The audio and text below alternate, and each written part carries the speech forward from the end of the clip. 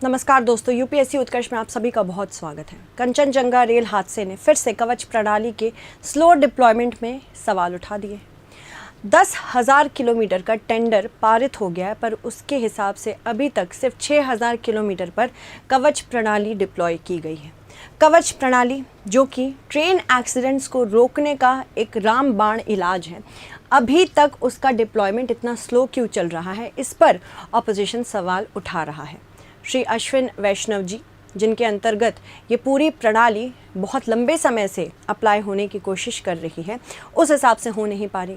Kanchenjunga rail हादसे ने फिर से एक बहुत भीषण सवाल खड़ा किया है कि आखिर कितना टाइम लगेगा और लोगों की जानें क्या इतनी ही महत्वपूर्ण है हमारे लिए कि हम कवच प्रणाली का उपयोग न कर सकें। चलिए देखते हैं आज का हमारा पूरा सेशन। हाल ही में पश्चिम बंगाल के न्यू जलपाईगुड़ी के निकट एक कंटेनर मालगाड़ी ने कंचनजंगा एक्सप्रेस से टकराने की वजह से कम 9 लोग, आंकड़े अभी हायर होंगे, मैं जब शूट कर रही हूँ और आपके पास पहुँच रहा है इसमें डिफरेंस होगा, और कम से कम 25 अन्य लोग घायल हो चुके हैं। तो न्यू जलपाईगुड़ी यानी कि यहाँ पे ये एक्सीडेंट हुआ है, ये पश्चिम बंगाल का क्षेत्र है, सिक्किम के पास है, चिकन स्नैक के पास है, तो ये क्षेत्र वैसे बहुत सेंसिटिव है। और न्यू जलपाईगुड़ी बहुत सिक्योरिटी के पर्सपेक्टिव से भी इम्पॉर्टेंट है, क्योंकि इसी रीजन को चिकन स्नैक कहते हैं। चिकन स्नैक यानी कि अगर चाइना ने इस क्षेत्र को काट दिया तो बाकी जो इतना एरिया है इंडिया का, वो मेनलैंड एरिया से कट जाएगा। इसी वजह से चिकन स्नैक बोलते हैं इसको।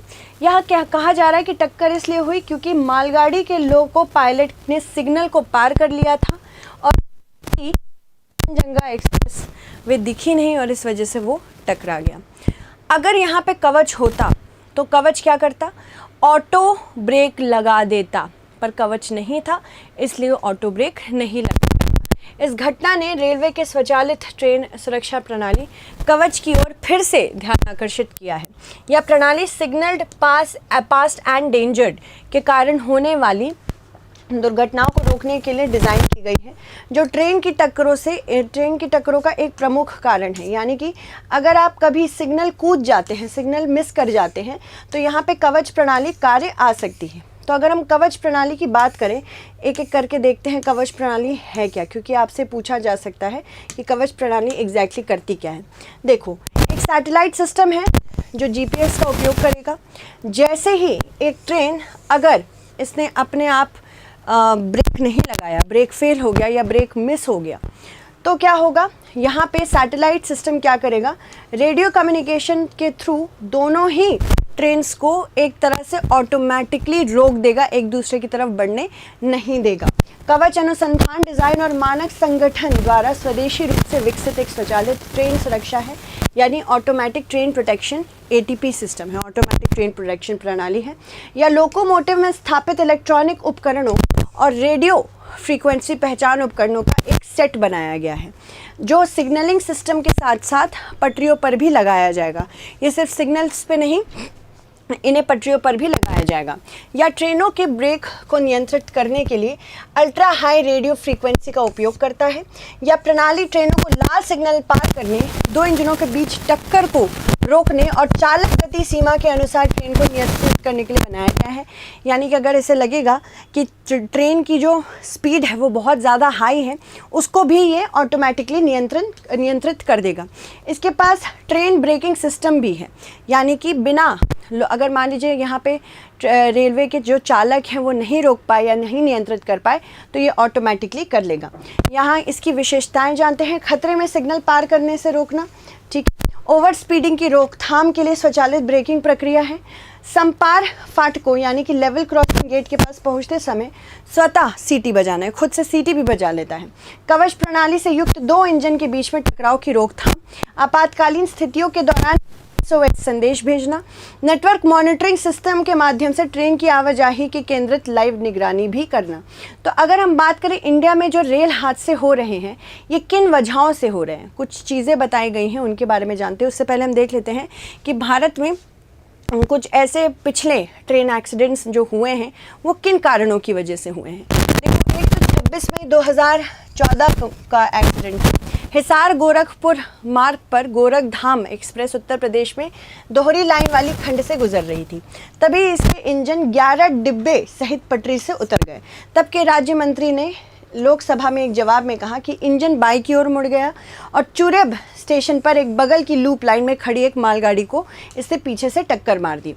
दुर्घटना का कारण टंग रेल का फ्रैक्चर माना गया था और ट्रेनों को आसानी से दूसरी रेलवे लाइन पर जाने की मदद करता है ये, और इसे उपकरण की विफलता के रूप में बताया गया था। मतलब ये इंस्ट्रूमेंट का इशू बताया गया था। उसके बाद दूसरा 2015 की जो जनता एक्सप्रेस से संबंधित है, वाराणसी देहरादून जनता एक्सप्रेस 20 मार्च 2015 को उत्तर प्रदेश के एक स्टेशन पर रुकने में विफल रही, जिसके कारण कुछ डब्बे दुर्घटनाग्रस्त हो गए। बाद में जांच में पाया गया कि ये ब्रेक फेल होने की वजह से हुआ। इंदौर पटना 2016 की जो दुर्घटना है, इसमें 152 लोगों की मृत्यु हो गई, जो हाल के वर्षों में रेल दुर्घटनाओं में हुई मौत में सबसे ज़्यादा अधिक है। सरकार द्वारा उठाए गए संदेह के बीच इस घटना की जांच राष्ट्रीय जांच एजेंसी को सौंप दी गई थी। 2020 में पता चला कि यहाँ पे संभावित कारण क्या बताया गया पता है आपको? अचानक भयावह यांत्रिक विफलता। इसमें कहा गया कि कोच पर वेल्डिंग का एक हिस्सा जंग के कारण टूट गया, फिर और उसी वजह से गिर गया और ट्रैक में अंतर्निहित हो गया, जिससे अवरोध पैदा हुआ। 2 कोच ट्रैक से उतर गए और बहुत तेज गति से तीसरे कोच से टकरा गए, जिसकी वजह से क्या हुआ, ये दुर्घटना हुई। इससे पहले इसको आतंकवादी क्रिया बताया गया था। मतलब यहाँ पे बताया गया था कि इंदौर वाला जो सबसे भयानक घटना है, ये आतंकवाद की वजह से हुआ। 2020 में पता चला आतंकवाद नहीं था, इसमें जंग की खराबी थी। उसके बाद हीराखंड एक्सप्रेस, ये 2017 का जो एक्सीडेंट था, इसमें 2017 में जगदलपुर भुवनेश्वर हीराखंड एक्सप्रेस आंध्र प्रदेश के कुनेरू स्टेशन पर पटरी से उतर गई। ओडिशा जाने वाली इस ट्रेन दुर्घटना में 40 लोगों की मृत्यु हो गई, 50 से ज़्यादा लोग घायल हो गए। जालंधर अमृतसर DMU अमृतसर हावड़ा एक्सप्रेस 2018 में 19 अक्टूबर 2018 को अमृतसर के पास रेलवे ट्रैक पर दशहरा समारोह देखने के लिए खड़े लोगों को 2 ट्रेनों ने रौंद दिया, जिसमें लगभग 60 लोग मारे गए थे। ये मुझे भी बहुत ही अच्छे से याद है। इसके बाद उस समय लगभग 300 लोगों की भीड़ आतिशबाजी देखने के लिए वहाँ पे खड़ी थी और उनको ट्रेन ने रौंद दिया। 3 फरवरी फिर सीमांचल के बारे में बात करते। 3 फरवरी 2019 को बिहार के वैशाली जिले में दिल्ली जाने वाली सीमांचल एक्सप्रेस की बोगियों के पटरी से उतर जाने से 7 लोगों की मृत्यु हो गई। फिर उसके बाद ऐसे ही अलग अलग हादसे ज़्यादातर आप देख रहे हैं पटरी से उतरने की वजह से, ब्रेक फेल होने की वजह से, या फिर लो मेंटेनेंस की वजह से होते जा रहे हैं। 2020 में औरंगाबाद के पास मालगाड़ी की चपेट में आने से 16 प्रवासी मजदूरों की भी मृत्यु हो गई। उसके बाद बीकानेर गुवाहाटी एक्सप्रेसवे 2022, ये आपको याद भी होगा, 13 जनवरी 2022 को पश्चिम बंगाल में जलपाईगुड़ी जिले में, वही जिला जहाँ पे अभी कंचनजंगा हुआ है, जलपाईगुड़ी जिले में डोमुहानी इलाके में बीकानेर गुवाहाटी एक्सप्रेसवे में 12 डिब्बे पटरी से उतर गए थे, जिसकी वजह से 10 यात्रियों की मौत हो गई और 40 से अधिक यहाँ पे भी घायल हो गए। CRS के अनुसार पटरी से उतरने का कारण उपकरण यानी कि लोकोमोटिव की विफलता है, जो कि कवच प्रणाली से रोकी जा सकती थी। 2023 में Shalimar Chennai Coromandel express, Bengaluru Howrah superfast expressway और मालगाड़ी, ये भी आपको याद होगा, ये तो सबसे ज़्यादा अभी रिसेंट में दर्दनाक ट्रेन हादसों में से एक है। 3 ट्रेनों की टक्कर हुई थी यहाँ पे। 3 ट्रिपल ट्रेन एक्सीडेंट था, जो आपको याद भी होगा। ट्रिपल ट्रेन एक्सीडेंट्स के बारे में बहुत चर्चा हो रही थी। ये भारत में सबसे भीषण रेल दुर्घटना घटी, जिसके कारण 2 जून 2023 को कम से कम 293 लोगों की मृत्यु हो गई। तो अगर बात करें सबसे ज़्यादा हाल ही में कौन सा सबसे ज़्यादा भयानक था, ये ट्रिपल ट्रेन एक्सीडेंट था। जुलाई 2023 में रेलवे अधिकारियों ने ड्यूटी में कथित लापरवाही के आरोप में 7 कर्मचारियों को निलंबित कर दिया, जिनमें से 3 को पहले केंद्रीय जांच ब्यूरो CBI ने गिरफ्तार किया था। CRS ने अपनी रिपोर्ट में बताया कि कई स्तरों पर खामियां पाई गई।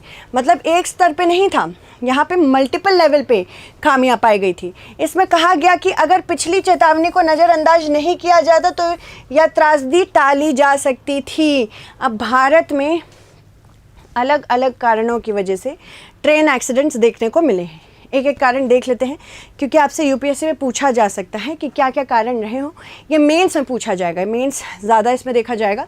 कवच प्रणाली का प्रीलिम्स और मेंस दोनों में ही उतना सिग्निफिकेंस है। मानवीय भूल रेल दुर्घटना का प्रमुख कारण है, जो सभी दुर्घटनाओं में से 60% से अधिक जिम्मेदार है किसी भी ट्रेन एक्सीडेंट की। यहाँ पे ब्रेक ना लगा पाना या फिर सिग्नल मिस कर देना, ये सबसे इम्पॉर्टेंट या सिग्निफिकेंट कंट्रीब्यूटर है, जिसको कवच प्रणाली से हम रोक सकते हैं। मानवीय त्रुटि, थकान, लापरवाही या प्रशिक्षण की कमी, ये सब कारण बनते हैं।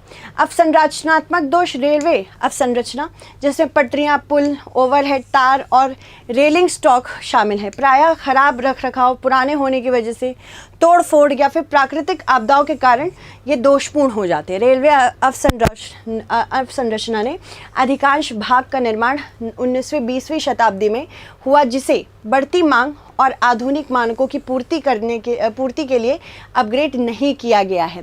सिग्नलिंग की विफलताएं, कभी कभी सिग्नल में तकनीकी गड़बड़ी हो जाए, बिजली नहीं हो, उस वजह से सिग्नलिंग ना हो पाए, ये भी एक बहुत बड़ा एक रीज़न रहा है, जिसकी वजह से हम ऐसी स्थितियां देखते हैं। फिर उसके बाद मानव रहित railway crossing, unmanned level crossing, ये UMLCs वे स्थान होते हैं जहां यातायात को नियंत्रण करने के लिए किसी बैरियर या सिग्नल के बिना रेलवे ट्रैक गुजरती है। ठीक है, रेलवे ट्रैक गुजरती है। UMLCs दुर्घटनाओं का उच्च जोखिम रखते हैं, क्योंकि वहां वाहन या पैदल जाने वाले यात्री आ रही ट्रेन से अनभिज्ञ हो सकते हैं। वहाँ पे अगर सिग्नलिंग ही नहीं रहेगी तो उनको पता नहीं रहेगा यहाँ से ट्रेन आ रही है कि नहीं। तो आजकल तो हेडफोन्स का ज़माना है, हेडफोन्स लगा लिया, क्रॉस किया और दुर्घटनाग्रस्त हो गए। भारतीय रेलवे की सुरक्षा के लिए समर्पित कौन कौन सी शीर्ष प्रौद्योगिकीज़ हैं, उनको देख लेते हैं। सबसे पहले है राष्ट्रीय रेल संरक्षा कोष। यह महत्वपूर्ण परिसंपत्तियों के लिए एक सुरक्षा कोष है। इसकी स्थापना कब हुई थी? 2017-18 में। यहाँ से क्वेश्चन आ सकता है, तो ध्यान से देखिएगा। इसमें 5 वर्ष की अवधि के लिए 1 लाख करोड़ रुपए का 7 ट्रैक नवीनीकरण, सिग्नलिंग परियोजनाओं, पुल पुनर्वास आदि महत्वपूर्ण सुरक्षा संबंधी कार्यों के लिए दिया गया था। उसके बाद तकनीकी उन्नयन की बात करें तो कोच और डिब्बों को बेहतर डिज़ाइन करने की विशेषताओं को भी ध्यान में रखा गया है। इसमें मॉडिफाइड सेंटर बफर कपलर्स, साथ ही साथ bogie mounted air brake system, बेहतर सस्पेंशन डिज़ाइन और कोचों में automatic fire and smoke detection system भी शामिल है। इसमें कवच को इंस्टॉल करना भी शामिल है, और कवच को इंस्टॉल करना सबसे बड़ी एक चुनौती बनती जा रही है, क्योंकि इसका टेंडर बहुत कम अभी लोग ले चुके हैं। मेल एक्सप्रेस ट्रेनों के लिए हल्के और सुरक्षित कोच होने चाहिए।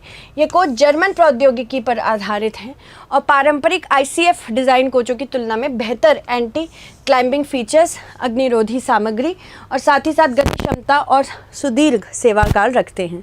GPS आधारित फॉग पास डिवाइस भी बनाई गई है, बट ये सब तब काम आएंगी जब हम क्या करेंगे, जब हम कवच को अप्लाई करेंगे। धुंध की स्थिति में लोको पायलटों को नेविगेट करने में मदद करने के लिए एक डिवाइस बनाई गई है इसी के नाम से, कि अगर धुंध है तो वहाँ पे जनरली आप सर्दियों में देखोगे ऐसी सिचुएशन होती है, उसमें ट्रेन्स कैसे पास करें। या एक GPS सक्षम हेल्ड डिवाइस है जो सामने आ रहे लैंडमार्क की सटीक दूरी प्रदर्शित करती है। जब ट्रेन सिग्नल या लेवल क्रॉसिंग गेट के पास पहुंचती है तो यह लोको पायलट को एक तेज बजर के साथ अलर्ट करती है। आधुनिक पटरी संरचना होनी चाहिए जिसमें आप हर तरह की ट्रेन चला सके, और साथ ही साथ पटरियों का रखरखाव भी लगातार होना चाहिए। पटरी रखरखाव का यंत्रीकरण, मैकेनाइजेशन ऑफ ट्रैक मेंटेनेंस, ये पटरी ट्रैक रखरखाव को स्वचालित और अनुकूलित करने के लिए एक प्रणाली है। इसमें टैंपिंग, ड्रेसिंग, स्टेबलाइजिंग जैसे ट्रैक रखरखाव गतिविधियां भी शामिल हैं। यह मानव त्रुटियों को कम करती है, यानी कि मानव त्रुटि क्या होती है कि आपने ठीक से ध्यान नहीं दिया और पटरी खराब हो गई। ठीक है, उसके बाद इंटरलॉकिंग प्रणाली भी है। केंद्रीय रूप से पॉइंट्स एंड सिग्नल्स को नियंत्रित करने के लिए एक प्रणाली दी गई है, या एक ऐसी प्रणाली है जो केंद्रीय स्थल में पॉइंट्स और सिग्नल्स को संचालित करने के लिए इलेक्ट्रिक या इलेक्ट्रॉनिक उपकरणों का उपयोग करती है। ठीक है, उसके बाद ये सारी चीज़ें मैंने आपको बता ही दी है। अगर हम बात करते हैं रेलवे की सुरक्षा की, तो कुछ चीज़ें इससे रिलेटेड है, जैसे काकोदार समिति। अगर पूछा काकोदकर समिति के बारे में पूछा जाए तो आप कैसे आंसर करेंगे? 2012 में बनाई थी। यह एक वैधानिक रेलवे सुरक्षा प्राधिकरण का निर्माण करने के लिए बात करती है। सुरक्षा कार्यों के लिए 5 वर्षों में 1 लाख करोड़ रुपए का गैर समाप्ति योग्य राष्ट्रीय रेल सुरक्षा कोष स्थापित किया जाए, ऐसा कहती है। ट्रैक रखरखाव और निरीक्षण के लिए उन्नत प्रौद्योगिकी को अपनाती है। मानव संसाधन विकास और प्रबंधन को सुधार करने की बात करती है और स्वतंत्र दुर्घटना जांच भी सुनिश्चित करती है। विवेक देबरॉय समिति 2014 में बनी है। रेल बजट को आम बजट से अलग करने की इसी ने बात की थी और उसके बाद ये हो भी गया था। रेलवे बजट, अगर हम बात करें रेलवे बजट और आम बजट की, उसने ही बात की थी कि अलग करना चाहिए। गैर प्रमुख गतिविधियों की आउटसोर्सिंग और भारतीय रेलवे अवसंरचनाएं प्राधिकरण का गठन। विनोद राय समिति 2015 में बनी थी। एक स्वतंत्र रेलवे सुरक्षा प्राधिकरण की स्थापना करने की बात करती है। यहाँ पे क्वेश्चन पूछे जा सकते हैं कि किस कमेटी ने कौन से सुझाव दिए थे। स्वतंत्र एवं निष्पक्ष जांच के लिए रेलवे दुर्घटना जांच बोर्ड की स्थापना की जाएगी। रेलवे परिसंपत्तियों के स्वामित्व और रखरखाव के लिए एक अलग रेलवे अवसंरचना कंपनी का गठन होगा। रेलवे कर्मचारियों के लिए एक प्रदर्शन आधारित प्रोत्साहन योजना भी शुरू की गई थी। उसके बाद कवच तो बता ही दिया था मैंने। अब मेंस क्वेश्चन देख लेते हैं। भारत में रेल दुर्घटनाओं के पीछे के कारणों का वर्णन करते हुए भारतीय रेलवे की सुरक्षित संचालन में प्रौद्योगिकी की भूमिका का संक्षिप्त टिप्पणी कीजिए। नेक्स्ट क्वेश्चन, निम्न कथनों पर विचार कीजिए। कवच प्रणाली अनुसंधान, डिजाइन और मानक संगठन द्वारा स्वदेशी रूप से विकसित एक स्वचालित ट्रेन सुरक्षा प्रणाली है। कवच प्रणाली ट्रेनों के ब्रेक को नियंत्रित करने के लिए अल्ट्रा हाई रेडियो फ्रीक्वेंसी का उपयोग करती है। तो आप प्लीज़ इसका आंसर मुझे कमेंट सेक्शन में तुरंत बताएं। So thank you so much everyone, stay updated.